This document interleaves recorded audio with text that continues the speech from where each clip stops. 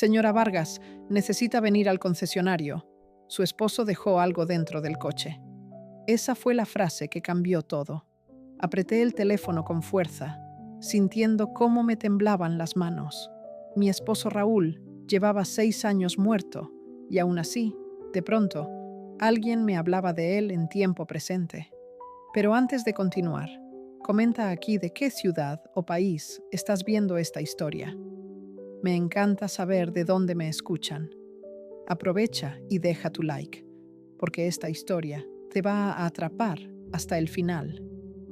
Mi nombre es Isabel Vargas, tengo 68 años, y esta es la historia del día en que descubrí que nunca terminé de conocer ni a mi marido, ni a mi hijo. Todo comenzó una mañana de domingo. Me levanté temprano, como siempre, para regar las plantas y preparar café. El aire olía a lluvia y a memoria. Desde la ventana podía ver el garaje, ese pequeño templo que Raúl había convertido en su refugio. Ahí pasó 20 años restaurando su joya, un Chevrolet Impala de 1967, color vino, motor reconstruido pieza por pieza, cada tornillo colocado con amor y paciencia. Era su manera de pelearle al tiempo. Mientras otros se jubilaban, él lijaba metal. Mientras la vida nos quitaba amigos, él pintaba el capó con una brocha fina, silbando boleros. Decía: cuando lo termine, Isa, lo llevaremos hasta Veracruz y veremos el mar otra vez. Pero nunca llegamos a hacerlo. Raúl murió de un infarto una mañana fría, con las manos aún manchadas de grasa.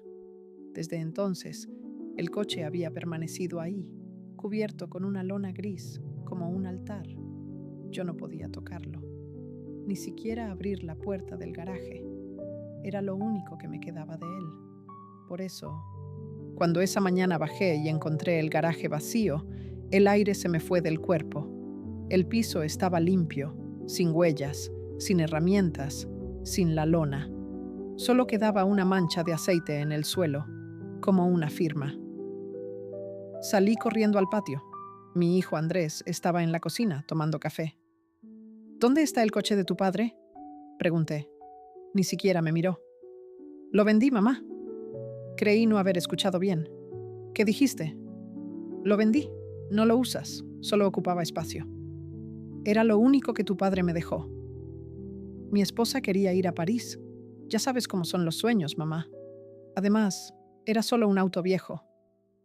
Sentí una punzada en el pecho. ¿Un auto viejo?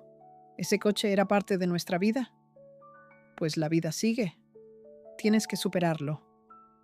La taza me cayó de las manos. El café se derramó sobre el suelo.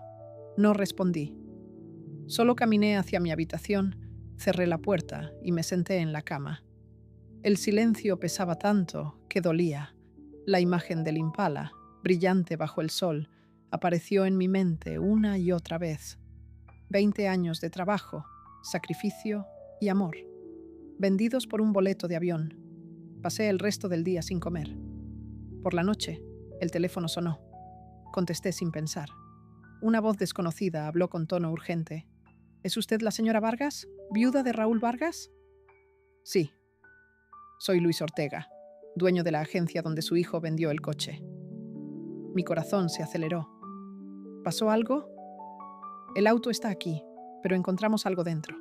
Necesita venir cuanto antes. Su esposo dejó algo escondido. Me quedé muda. ¿Cómo que dejó algo? No puedo explicarlo por teléfono, señora. Solo venga. Le prometo que va a querer verlo con sus propios ojos. La llamada terminó. Me quedé en la oscuridad, con el teléfono aún en la mano, sintiendo que el pasado acababa de tocar la puerta. Miré la foto de Raúl en la pared, esa donde sonreía con sus lentes llenos de polvo del taller. Y supe, sin entender por qué, que esa llamada era más que una coincidencia. Era el comienzo de algo que él me había querido decir, incluso después de muerto. El amanecer me encontró vestida y lista, aunque no había dormido ni un minuto. Mientras el agua del café hervía, miré por última vez el espacio vacío del garaje. El eco de los años pasados resonaba en esas paredes. Podía oír todavía a Raúl decir: un motor bien cuidado es como un corazón fiel, Isa. Si lo dejas oxidarse, se apaga. Salí sin avisarle a Andrés. No quería verlo. No quería escuchar otra palabra de su boca que pudiera romper lo poco que me quedaba de calma.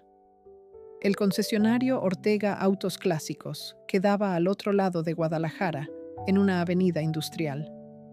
El edificio era gris, sin letreros llamativos.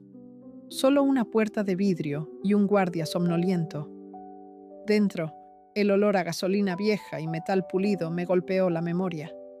Un hombre alto, de cabello canoso, se acercó con una sonrisa amable. «¿Señora Vargas? Asumo que usted es el señor Ortega». «Luis Ortega, sí. Lamento mucho molestarla a esta hora, pero creí que debía venir». «¿Qué encontró dentro del coche?» No respondió de inmediato. Solo me hizo una seña para que lo siguiera. Cruzamos el taller, lleno de autos antiguos. Mustangs, Cadillacs, un Porsche oxidado a medio restaurar. Y al fondo, bajo una luz blanca, ahí estaba el Impala. Mi respiración se detuvo. La pintura color vino seguía brillante, pero ahora tenía una etiqueta amarilla pegada al parabrisas. Vendido, pendiente de entrega. Me acerqué con pasos lentos. El olor a cuero y aceite quemado seguía siendo el mismo. Toqué el capó y sentí un escalofrío recorrerme el cuerpo. «Su hijo lo trajo hace 3 días», explicó Ortega. Firmó la venta con prisa. No parecía saber mucho del coche. Solo dijo que necesitaba el dinero. «Eso suena a él», murmuré. Cuando lo revisamos para entregarlo al comprador, uno de mis mecánicos notó que la alfombra del maletero estaba más gruesa de lo normal. La levantamos y encontramos un compartimento sellado. Me miró con una mezcla de respeto y cautela. Y dentro había esto. Abrió una caja metálica sobre una mesa. Dentro había una libreta de cuero vieja, una llave envuelta en cinta roja y un sobre amarillento con mi nombre escrito en la caligrafía inconfundible de Raúl. Sentí un nudo en la garganta. ¿Puedo? Por supuesto, señora. Tomé el sobre con manos temblorosas y lo abrí. Dentro había una carta. La voz de Raúl parecía salir de cada palabra. Isa, si estás leyendo esto, es porque ya no estoy. Este coche fue mi vida, pero no solo por el metal. Hay algo dentro que pertenece a ti y que nadie más debe tocar. No confíes en Andrés ni en su esposa. No entienden el valor de lo que guardé. Lleva la llave al taller del viejo Tobías, en Tlaquepaque. Él sabrá qué hacer. Las lágrimas comenzaron a caer sin permiso. Luis Ortega apartó la mirada con respeto. ¿Quién es Tobías? Un amigo de mi marido. Su mecánico de confianza. Pensé que había muerto hace años. Si aún vive, él tiene parte de esta historia, dijo Ortega. Y debería ir pronto. Su hijo vendrá a reclamar el coche cuando descubra que usted está aquí. Apreté la llave envuelta en cinta roja. Era pequeña, con el número 14 grabado en el metal. No tenía idea de qué habría, pero supe que Raúl la había guardado por una razón. Gracias, señor Ortega, dije mientras envolvía la libreta y la carta en mi bolso. ¿Puedo dejar el coche aquí unos días? Todo el tiempo que necesite. Y si alguien pregunta, diré que sigue en revisión. Le debo mucho. No me debe nada, señora Vargas. A veces los autos traen consigo más historias que kilómetros. Salí del concesionario con el corazón dividido entre nostalgia y miedo. La ciudad despertaba lenta. Los puestos abrían. Los taxis tocaban bocina. Pero para mí, el mundo se había detenido. De camino a casa, pasé frente a una panadería donde solíamos desayunar Raúl y yo los domingos. Entré casi por inercia. El mismo aroma, el mismo pan de elote en el mostrador. Y por un instante pude verlo sentado frente a mí, limpiándose las manos con una servilleta, diciendo: «Prométeme que si alguna vez desaparezco, seguirás buscando mis huellas». Esa frase, dicha hace más de una década, ahora cobraba un nuevo sentido. Llegué a casa al mediodía. Andrés me esperaba en la sala. «¿Dónde estuviste?» «Fuera». «¿Con el señor Ortega?» «Sí». «¿Por qué no me dijiste?» «Porque no tenías derecho a vender algo que no te pertenecía». «Era solo un auto». «Era tu padre», grité. «Y vendiste su memoria por un pasaporte». Él se levantó de golpe. «Estás exagerando». «¿Exagerando?»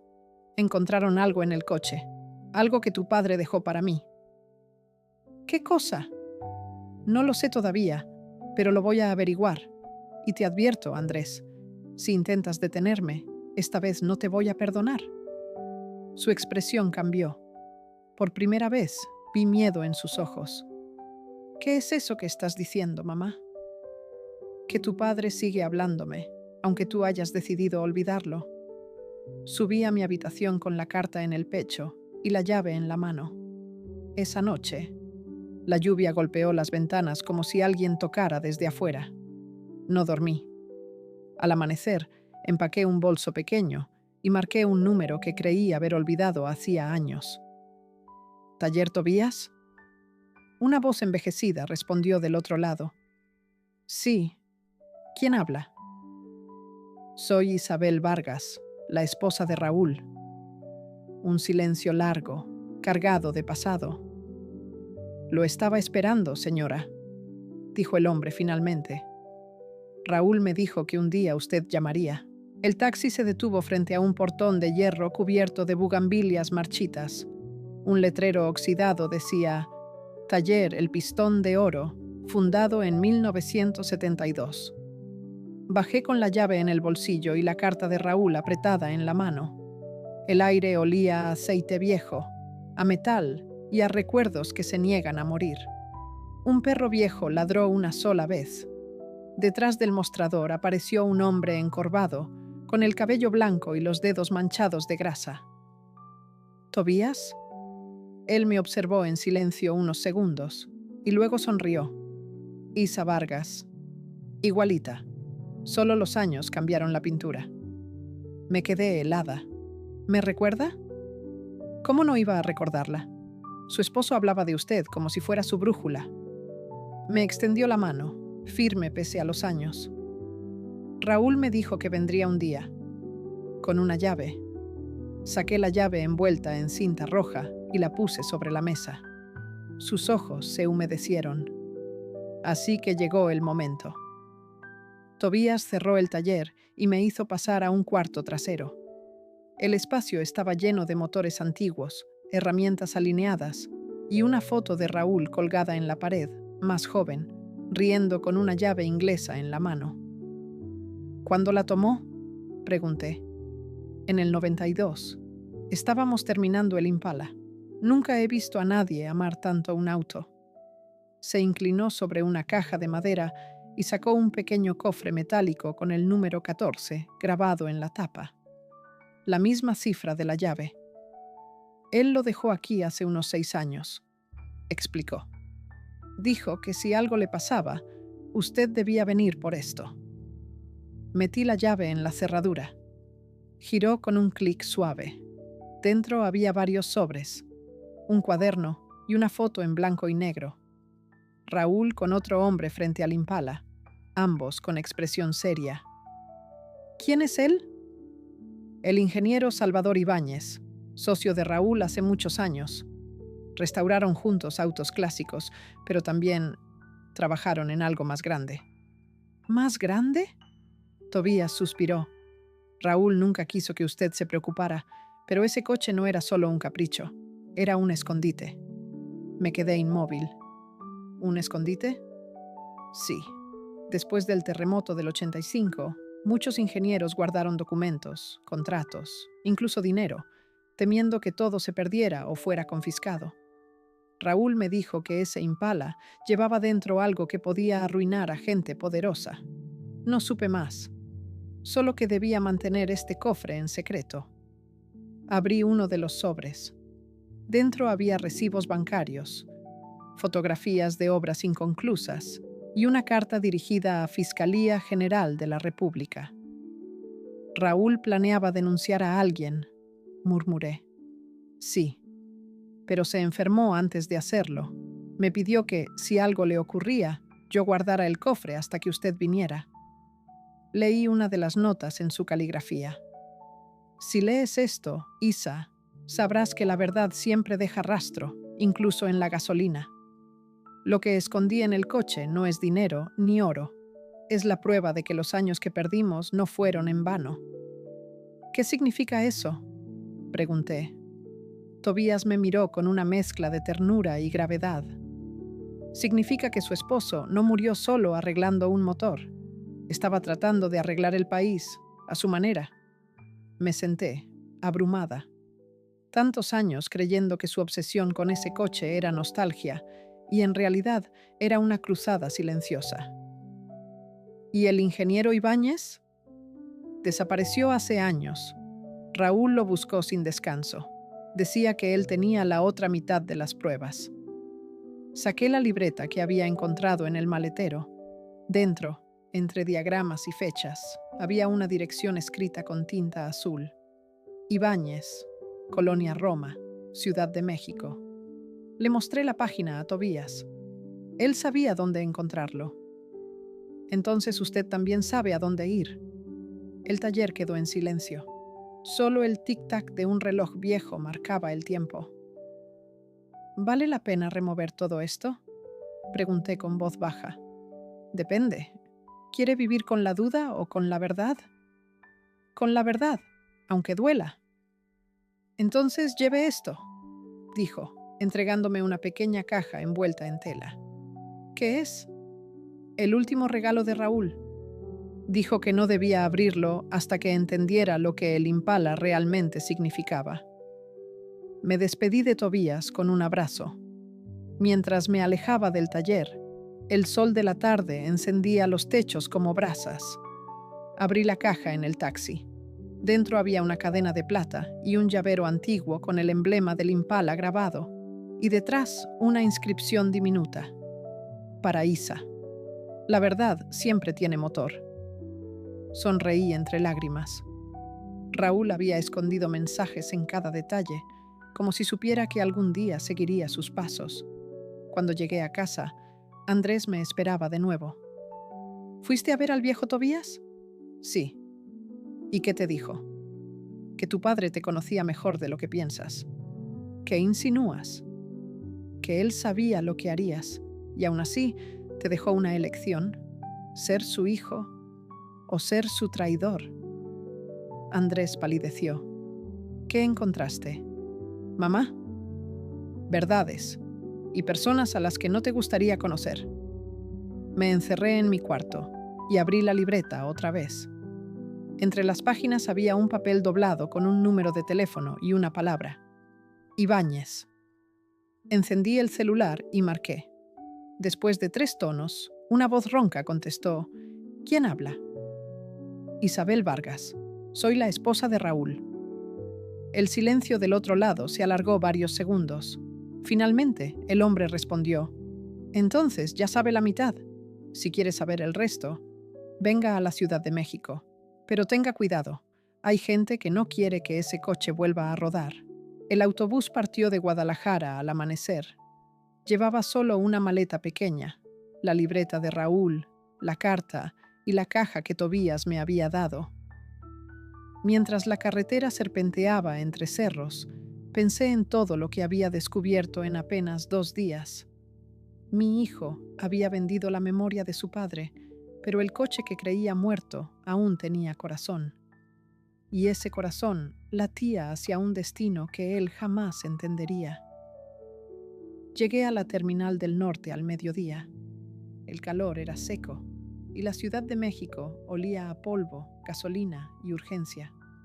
Tomé un taxi viejo, de esos que parecen haber visto demasiadas historias. El chofer, un hombre mayor con gorra azul, me miró por el retrovisor. ¿A dónde la llevo, doñita? Colonia Roma, calle Jalapa 42. Buena zona, aunque últimamente pasan cosas raras por ahí. ¿Qué tipo de cosas? Gente que pregunta, gente que desaparece. Mejor no meterse. Guardé silencio. Ya estaba metida hasta el cuello. El edificio era antiguo, de fachada amarilla y balcones de hierro. Subí al segundo piso. El número 4 estaba escrito con tiza sobre la puerta, como si alguien lo hubiera borrado muchas veces. Golpeé 3 veces. Nada. Golpeé una cuarta y escuché pasos lentos acercarse. La puerta se abrió apenas una rendija. ¿Quién es? Isabel Vargas. Busco al ingeniero Ibáñez. Silencio. Después, una cadena se retiró y apareció un hombre delgado, de cabello completamente blanco, con ojeras profundas. «Raúl me habló de usted», murmuró. «Pase rápido». El departamento era pequeño, lleno de cajas y planos. Sobre una mesa había recortes de periódico, fotografías de obras públicas, y en todas, el mismo logo, Constructora Zafiro. «¿Qué es todo esto?», pregunté. «Corrupción», respondió. «Raúl y yo trabajamos para ellos. Durante años vimos cómo desviaban fondos destinados a viviendas para damnificados del 85. Intentamos denunciar, pero nadie nos escuchó. Luego, cuando empezamos a reunir pruebas, lo siguieron. Él me dio parte de los documentos y guardó el resto en el coche». «¿Por qué no lo denunció usted?». «Porque lo que escondió su esposo es dinamita. Y los hombres detrás de esto no perdonan. Yo desaparecí del mapa. Raúl se quedó para protegerla». Sus palabras me atravesaron como cuchillas. ¿Me protegió de qué? De la gente que mató a su amigo Víctor, el ingeniero que iba a entregar los papeles al gobierno. Ellos creyeron que Raúl tenía todo, pero él escondió la mitad. Y si ahora usted tiene esa mitad, doña Isabel corre peligro. Me senté despacio.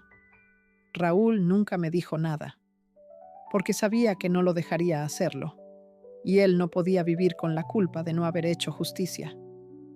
Ibáñez me mostró un mapa con marcas rojas. Esto es lo que falta: las coordenadas de las obras fantasmas y los contratos firmados por Zafiro con políticos. Sin eso, las pruebas están incompletas. ¿Y dónde están? En el coche, o al menos lo estaban. El aire del cuarto se volvió pesado. Si Raúl había escondido documentos dentro del Impala y mi hijo lo había vendido, entonces alguien más ya sabía demasiado. De pronto, un golpe en la puerta. Ambos nos miramos. Ibáñez bajó la voz. ¿Esperaba a alguien? Negué con la cabeza. Los golpes se repitieron, más fuertes. «Policía Federal, abran la puerta». Ibáñez palideció. «Rápido». Por la ventana. «¿Qué?». «Confía en mí, Isa. Váyase por el callejón. Yo los detendré». Dudé un segundo, pero la urgencia en su voz era real. Tomé la libreta y la caja de Tobías y corrí hacia la ventana. El callejón olía a humedad y basura. Escuché el estruendo de la puerta rompiéndose, gritos, pasos y luego silencio. No volví la vista atrás. Corrí sin saber hacia dónde. Solo sabía que alguien estaba dispuesto a enterrar de nuevo lo que Raúl había intentado sacar a la luz. Esa noche me refugié en una pensión barata en la colonia Doctores. El recepcionista ni siquiera pidió identificación. Me encerré en el cuarto, con el corazón latiendo a 1000. Encendí la televisión. Se reporta operativo en la Roma. Un hombre detenido por resistencia. No mostraban su rostro, pero supe que era Ibáñez. Apreté la libreta contra el pecho. «Perdóname», susurré. Raúl había arriesgado su vida por esto. No iba a dejar que su sacrificio terminara en una nota de 10 segundos en las noticias. Abrí la caja de Tobías, buscando desesperadamente una pista. Dentro, debajo del llavero del Impala, había un pequeño compartimento. Lo abrí con la uña. Dentro había un pendrive negro, casi invisible, con una etiqueta. Proyecto Zafiro, confidencial. El pulso me temblaba. Lo conecté al televisor del cuarto, que tenía puerto USB. El video comenzó con la voz de Raúl, grabada en el taller. Si estás viendo esto, Isa, es porque no tuve tiempo de entregarlo. Todo lo que verás aquí fue real. No busques venganza, busca verdad. Si alguna vez dudaste de por qué nunca te llevé a Veracruz, esta es la razón. La pantalla mostró fotos, documentos escaneados, transferencias bancarias, nombres de empresarios, políticos, incluso un exsecretario de obras. Mi esposo había reunido pruebas durante años, escondiéndolas dentro del auto que ahora estaba en manos desconocidas. La grabación terminó con su voz cansada.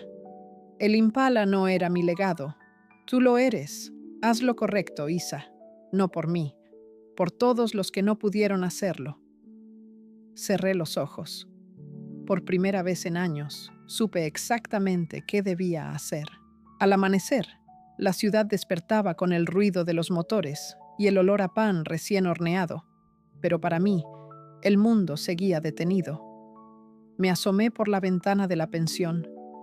El cielo gris parecía anunciar que nada volvería a ser igual. Raúl me había dejado un mensaje póstumo, un mapa de corrupción que alguien intentaba borrar. Y aunque tenía miedo, también sentí algo que no sentía desde hacía años: propósito. Guardé el pendrive, la carta y la libreta en una bolsa vieja de tela y salí antes de que el dueño de la pensión despertara. En la calle, los noticieros transmitían titulares: ingeniero detenido con documentos falsos sobre obras públicas. Falsos. Ya estaban manipulando la historia. Tomé el primer autobús de regreso a Guadalajara. Durante el trayecto, repasé en mi mente las palabras de Raúl. Haz lo correcto, Isa. Pero, ¿cómo hacerlo sin ser destruida en el intento? Al llegar, lo primero que hice fue ir al concesionario. Luis Ortega estaba hablando con un cliente cuando me vio entrar. Su expresión cambió de inmediato. Señora Vargas, la estaba esperando. Recibí una llamada extraña esta mañana. ¿De quién? No sé. Dijeron que venían de la Policía Federal, que el coche debía ser entregado a revisión judicial. Les pedí una orden y colgaron. Mi estómago se encogió. Ya saben que lo que había dentro no era solo un auto. Exacto. Y sé que no puedo quedarme con él aquí. Si quieren llevárselo, lo harán con o sin mi permiso. Entonces necesito moverlo. ¿Moverlo? ¿A dónde? Raúl siempre decía que el Impala conocía mejor el camino a casa que cualquiera. Voy a esconderlo. Ortega dudó un momento, luego asintió. Tengo una bodega vieja fuera de la ciudad, camino a Etzatlán. Nadie va allí desde hace años. Puede guardarlo el tiempo que necesite. ¿Cuánto tiempo tengo antes de que ellos vengan? Unas horas, quizá. Agradecí en silencio y lo abracé. Aquel hombre, sin deberme nada, se había convertido en mi único aliado. Mientras él distraía a los empleados, saqué el coche por la puerta trasera, con un ruido de motor que sonaba como una despedida. No manejaba desde la muerte de Raúl, pero mis manos parecían recordar cada cambio, cada vibración del volante. En el espejo retrovisor vi la silueta de la ciudad alejándose, y por un momento sentí que Raúl estaba a mi lado, con su sonrisa tranquila, guiándome. Llegué a la bodega antes del anochecer. El lugar era silencioso, rodeado de campo seco y árboles torcidos. Cubrí el Impala con una lona gruesa y guardé el pendrive en el compartimento secreto del tablero. Luego, cerré el candado y anoté la ubicación exacta en mi libreta. Si algo me pasaba, alguien tenía que poder encontrarlo. Esa noche dormí en una cabaña cercana. El silencio era tan profundo que podía escuchar mi propio corazón. Soñé con Raúl, de pie frente al coche, diciéndome: la justicia no se consigue gritando, Isa, se consigue resistiendo. Desperté sobresaltada con un ruido de motor afuera. Me asomé por la ventana. Una camioneta negra se detenía frente a la bodega. 2 hombres bajaron, hablaron entre ellos, y uno sacó una linterna. El miedo me paralizó, pero sabía que no podía quedarme quieta. Tomé el celular y marqué a Ortega. Luis, encontraron la bodega. ¿Está usted ahí? Sí. Salga ya, no se quede. Yo tengo un contacto en la prensa local. Gente que todavía cree en la verdad. Mándeme el material que tenga y no regrese a casa. Corrí hacia el monte detrás del terreno mientras escuchaba cómo forzaban el candado. La linterna barrió el interior y uno de ellos gritó: «¡Está vacío!». Claro, había movido el pendrive al bolsillo antes de salir. Seguí corriendo hasta llegar a un camino rural. Ahí, un camión de carga se detuvo. El chofer, un hombre moreno con bigote y ojos gentiles, me miró intrigado. ¿Va para Guadalajara? Sí. Suba, doñita. No preguntó nada. El viaje fue silencioso. A la altura de Tequila, saqué el pendrive del bolsillo y lo miré bajo la luz tenue del amanecer. Era tan pequeño, y sin embargo, pesaba más que todo lo que había vivido en 68 años. Al llegar a la ciudad, Ortega me esperaba con una periodista joven, de cabello corto y mirada firme. «Señora Vargas», dijo ella extendiendo la mano. «Soy Clara Rivas, reportera de La Voz del Occidente. Luis me contó algo, pero necesito escucharlo de usted». Le relaté todo: la carta, el cofre, Ibáñez, el video, la persecución. Ella no me interrumpió una sola vez. Cuando terminé, me miró con una mezcla de asombro y respeto. «Si lo que dice es cierto, esto puede ser enorme, pero también peligroso. Necesitamos verificar los documentos y asegurar el material». «Los tengo aquí», dije, entregándole el pendrive. Clara lo conectó a su laptop. En la pantalla, los archivos se abrieron. Contratos falsificados, depósitos a cuentas en paraísos fiscales, nombres de funcionarios activos. «Dios mío», murmuró. «Esto puede tumbar a medio gabinete». «Entonces publíquelo». «No tan rápido. Si lo hago sin respaldo, me desaparecen antes de llegar al noticiero. Necesito una fuente oficial que confirme lo que hay aquí». «¿Y quién podría hacerlo?». Ella me miró con seriedad. «Tal vez su hijo». La idea me hirió como una cuchilla. Él vendió el coche, Clara. Traicionó la memoria de su padre. Pero trabaja en la planta de construcción del mismo grupo, ¿no? Podría tener acceso a registros internos, incluso sin saberlo. Me quedé en silencio. ¿Sería posible que, sin querer, Andrés tuviera la pieza final?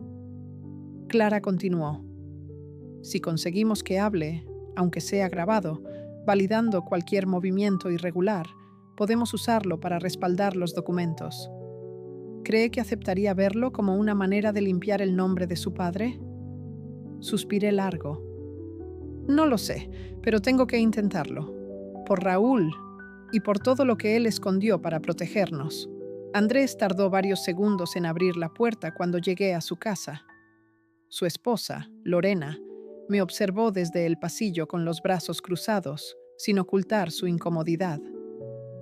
«¿Qué haces aquí, mamá?», preguntó él con tono tenso. «Necesito hablar contigo. Es importante». «¿Otra vez con el coche? Ya te dije que...». «Esto no tiene que ver con el coche, Andrés. Tiene que ver con tu padre, con lo que él descubrió antes de morir». Su rostro se endureció. «¿De qué hablas?». «De la empresa para la que trabajas, constructora Zafiro. Tu padre y el ingeniero Ibáñez tenían pruebas de corrupción. Tu padre lo escondió todo dentro del Impala». «Eso es una locura». «Ah, ¿sí? Entonces explícame por qué la Policía Federal allanó la casa de Ibáñez y por qué alguien te buscó en el concesionario». El silencio se volvió denso. Lorena dio un paso atrás. «¿Qué hiciste, Andrés?». Él bajó la mirada. Solo seguí órdenes. Nos pidieron revisar los inventarios de materiales de las obras en la costa. Había inconsistencias, pero mi jefe me dijo que lo dejara así. ¿Quién es tu jefe? Un hombre llamado Navarrete, el mismo que firmó los contratos falsos que tu padre estaba investigando. Me acerqué lentamente. Necesito que lo digas, Andrés. Que lo digas con tu voz. ¿Qué? Que sabías que estaban desviando dinero. Que lo viste. No puedo. Perdería mi trabajo. Perderás mucho más si sigues callando. Tu padre murió protegiendo la verdad. ¿Vas a dejar que lo entierren a él por segunda vez? Andrés respiró hondo, como si el aire doliera. Finalmente asintió. Está bien, pero no aquí. Nos están escuchando. Fuimos a un parque vacío a pocas cuadras. Clara nos esperaba en un banco, fingiendo leer un periódico. Cuando Andrés se sentó, ella activó la grabadora del celular. Solo responde con sinceridad, dijo ella con calma. Él tragó saliva. Soy Andrés Vargas. Trabajo para Constructora Zafiro desde hace 6 años. Sé que se firmaron contratos para obras que nunca se realizaron. Vi transferencias a empresas fantasma. Y vi cómo borraban los registros contables. Su voz temblaba, pero cada palabra era una piedra cayendo sobre un muro de mentiras.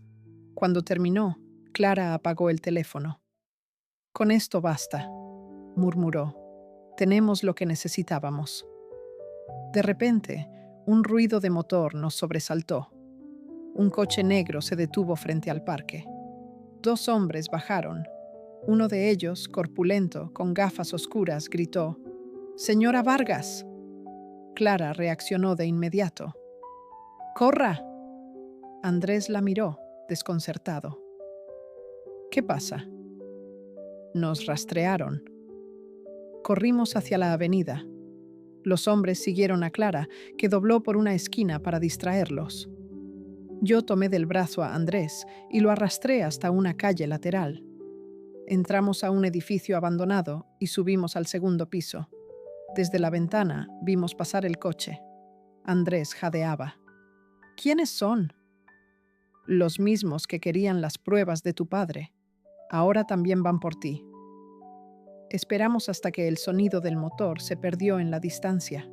Salimos con cuidado y fuimos a un cibercafé. Clara nos llamó desde un número desconocido. «Estoy bien», dijo. «Los perdí en Reforma. Ya envié el audio y los documentos a 3 contactos. Un fiscal honesto, un medio internacional y un diputado opositor. Pero necesitan algo más.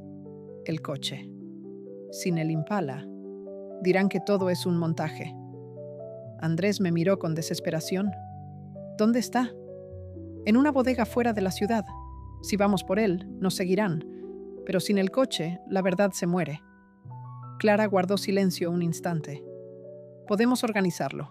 Tengo un amigo en televisión pública que puede grabar todo. Si el coche aparece en cámara con las pruebas dentro, nadie podrá ocultarlo». Esa noche, Andrés y yo regresamos a la casa vieja de Raúl. En el garaje, el polvo cubría las herramientas y el olor del aceite seco aún flotaba en el aire. Sobre la mesa, encontré un retrato de los 3, tomado hace 20 años. Raúl con el brazo sobre los hombros de nuestro hijo. Ambos sonriendo, llenos de esperanza. Andrés lo miró largo rato. Siempre pensé que mi padre perdía el tiempo con ese coche. Ahora entiendo que era lo único que aún creía que podía salvar. «Él no perdió el tiempo», respondí. «Perdimos nosotros por no escucharlo». Pasamos la noche planeando. Al amanecer, Clara llegó con un auto viejo y un equipo mínimo. Una cámara, un micrófono y un dron. «Vamos a hacerlo rápido», dijo. «Una toma, un testimonio y directo a emisión». El camino a Etzatlán fue tenso. Cada coche detrás parecía una amenaza. Andrés conducía. Yo sostenía la libreta de Raúl sobre las piernas. En el kilómetro 72, un letrero medio caído indicaba el desvío hacia la bodega. Cuando llegamos, el portón estaba abierto. Clara detuvo la cámara. ¿Dejó abierto? No, respondí. El silencio era absoluto. Entramos despacio. El Impala seguía ahí, bajo la lona, pero algo estaba distinto. El olor a gasolina era más fuerte. Andrés levantó la cubierta y encontró el maletero entreabierto. Dentro, los documentos que Raúl había guardado estaban esparcidos. Alguien había buscado, pero no se llevó nada. En el fondo, un sobre cerrado con cinta negra llevaba mi nombre. Lo abrí. Dentro, una nota escrita con la misma letra firme de Raúl. Si llegaste hasta aquí, Isa, es porque entendiste que el silencio también puede matar. No confíes en nadie que tema perder poder. El coche sabe el camino. Solo enciéndelo. ¿Qué significa eso?, preguntó Clara. Andrés miró el tablero. Creo que lo sabremos si lo encendemos. Giré la llave. El motor rugió y de pronto la radio comenzó a sonar con un zumbido extraño. Una voz grabada, vieja, emergió entre la estática. Proyecto Zafiro, reunión interna, 12 de junio de 2018. La voz de Navarrete, el jefe de Andrés, se escuchó clara. Si eliminamos los registros de los ingenieros, no quedará evidencia. Vargas ya está enfermo. No llegará a declarar. El rostro de mi hijo se congeló. ¿Eso es una confesión? Clara sonrió apenas. Y está en el sistema del coche. Raúl grabó sus conversaciones dentro del Impala. El plan debía ejecutarse sin margen de error. Clara coordinó todo desde una cafetería del centro, con su laptop conectada a una red cifrada. El canal público aceptó transmitir el reportaje en vivo si ella lograba mostrar evidencia irrefutable. El video de las grabaciones no bastaba. Querían el coche, la historia y la voz de una madre contando lo que su esposo intentó denunciar. Si esto sale al aire, me advirtió Clara, van a intentar detenernos antes de que termine la transmisión. Entonces no les daremos tiempo, respondí. El equipo se reunió frente a la bodega en Etzatlán al amanecer. 2 cámaras, un dron y una unidad móvil. Andrés estaba pálido, pero decidido. ¿Segura que quiere hacer esto, mamá? Más segura que nunca. La luz dorada del sol caía sobre el Impala mientras retiraban la lona. El coche brillaba como nuevo, como si supiera que su última misión sería decir la verdad. Clara encendió la cámara principal. Listos, grabando en 3, 2, 1. Miré directo al lente. Mi nombre es Isabel Vargas, viuda de Raúl Vargas, ingeniero y restaurador. Durante 20 años mi esposo trabajó en este automóvil, no solo como un pasatiempo, sino como un refugio. Después de su muerte, descubrí que dentro de este coche guardó pruebas de una red de corrupción que desvió millones destinados a viviendas para damnificados del terremoto del 85. Andrés abrió el maletero y mostró las carpetas marcadas con sellos de constructora Zafiro. Clara enfocó los documentos y luego el tablero. Estas grabaciones fueron encontradas en el sistema interno del coche. Escuchen. El audio se reprodujo. La voz de Navarrete planeando la manipulación de fondos y mencionando a funcionarios. Clara narró. Estas pruebas, recopiladas por el ingeniero Raúl Vargas, fueron ocultadas por temor a represalias. Hoy, su esposa y su hijo las traen a la luz. La transmisión se difundió simultáneamente en 3 plataformas. En cuestión de minutos, el chat del canal explotó. Justicia para Vargas. Corrupción al descubierto. No más silencio. Pero la alegría duró poco. Un sonido lejano de motores interrumpió el momento. Clara alzó la vista. «Tenemos compañía». 3 camionetas negras se acercaban levantando polvo. «¡Sigan grabando!», gritó Clara. «Si nos cortan la señal, que el mundo vea quién viene por nosotros». Andrés subió al Impala. «El motor está encendido. Si intentan bloquear la entrada, saldremos por el camino viejo. ¿Y después? Después, mamá. No hay después. Solo verdad. Las camionetas frenaron a pocos metros. Hombres armados descendieron. Uno de ellos, corpulento y de traje oscuro, levantó la mano. «Apaguen las cámaras. Esto no les conviene». Clara dio un paso al frente. «Ya está en vivo, señor. Si nos toca, será frente a millones». El hombre vaciló. Entonces, una sirena resonó a lo lejos. Patrullas de la policía estatal se aproximaban por el camino principal. Alguien, quizá uno de los contactos de Clara, había avisado. Los hombres corrieron de vuelta a sus vehículos y huyeron por la ruta contraria. El aire quedó lleno de polvo y de alivio. La transmisión seguía encendida, mostrando el rostro de Isabel con lágrimas mezcladas de miedo y dignidad. Horas más tarde, los noticieros replicaban la historia. Titulares invadieron la televisión y las redes. Escándalo Zafiro. Ingeniero fallecido dejó pruebas que implican a altos funcionarios. Testimonio de viuda destapa red de corrupción de décadas. En la noche, Clara llegó a mi casa con los ojos cansados pero brillantes. Navarrete fue detenido y el fiscal ya pidió custodia para usted y su hijo. ¿No pueden tocarla, doña Isabel? Ya no. Me quedé en silencio largo rato, mirando por la ventana el reflejo de la luna sobre el jardín. Raúl siempre dijo que la justicia tarda, pero llega. Clara sonrió. Y esta vez llegó en 4 ruedas. Andrés salió al patio y encendió un cigarro que no fumó. ¿Crees que él nos vea? Claro que sí. Debe estar orgulloso. Nos quedamos los 3 mirando el horizonte. El aire olía a metal, a gasolina y a algo que no sentía desde hacía años. Libertad. Pero en mi pecho quedaba una certeza silenciosa. Sabía que la historia no había terminado, porque en la caja de Tobías aún quedaba un sobre cerrado, sin abrir, y en la esquina inferior, con letra pequeña, se leía: «Solo cuando todo haya salido a la luz». Lo guardé de nuevo. La justicia puede ser pública, pero algunas verdades necesitan su propio tiempo. Han pasado 6 meses desde aquella transmisión. Guadalajara volvió a ser tranquila, pero nada en mi vida lo es ya. La gente me detiene en el mercado. Me agradece por haber tenido el valor que otros no. Yo solo sonrío, porque el valor no nació en mí. Me lo heredó Raúl, constructora. Zafiro fue disuelta. Los funcionarios implicados enfrentan juicio, y algunos medios ahora llaman a mi esposo el ingeniero que no se vendió. Pero cada vez que escucho su nombre en las noticias, mi corazón se aprieta, porque detrás de la justicia hay algo que nadie ve: el silencio de los que ya no están para celebrarla.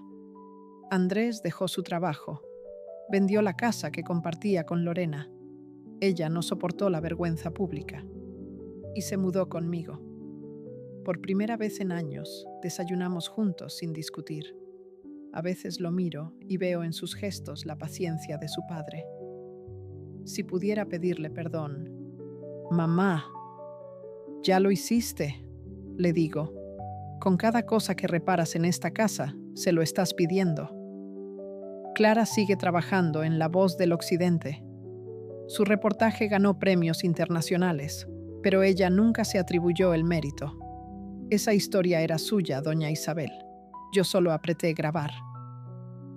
Una tarde, regresé al viejo taller.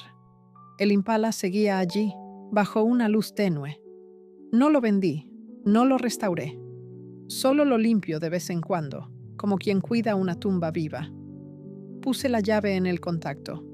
El motor rugió suave, obediente, y por un segundo juraría que oí la risa de Raúl entre el ruido.